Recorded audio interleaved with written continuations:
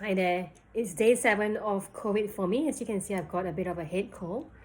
Just a vlog. On day 1, I had hot and cold shivers. And in the southern hemisphere, the weather's changed from autumn to winter. So I thought it was just the drop in the temperature gave me the hot and cold feeling.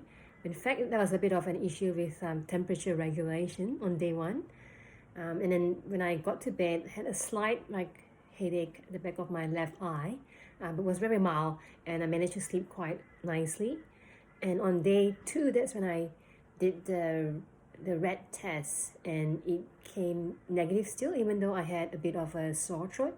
It was only on day 3, when the sore throat, I tried to prevent it from getting worse by gargling with betadine sore throat gargle, as well as taking zinc lozenges. But it's still the sore throat still persisted, and so on day 3, the rat test was positive, and my PCR test was positive in a couple of days as well, so confirmed.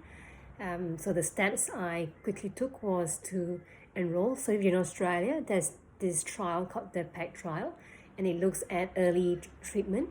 So looking at ivermectin, zinc, vitamin D versus plus minus famotidine, which reduces the acid. So if you're above 40 years old, not pregnant, and not on any certain medications, and within Mondays to Thursdays, if you actually enroll, you will qualify for enrollment into this trial. It's an excellent way to actually assess the effectiveness of these therapies.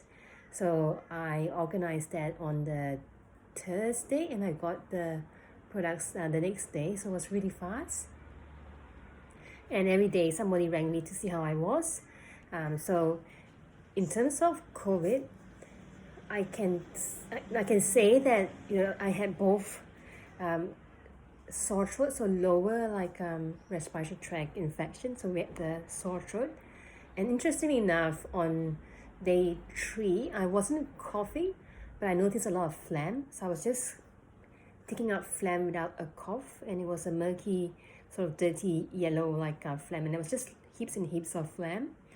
I did not take any paracetamol or any anti-inflammatory. I feel that in terms of the body's natural response, when the temperature is raised a little bit, your enzymes and your pathways, they are warmer, so they quicken in response. And my symptoms were quite mild, so there was no requirement for any anti-inflammatory or any pain medicines. And I think what really helped was building enough of the raw materials for my immune system. So I have been preparing for this. I have been taking vitamin D, zinc, and vitamin C.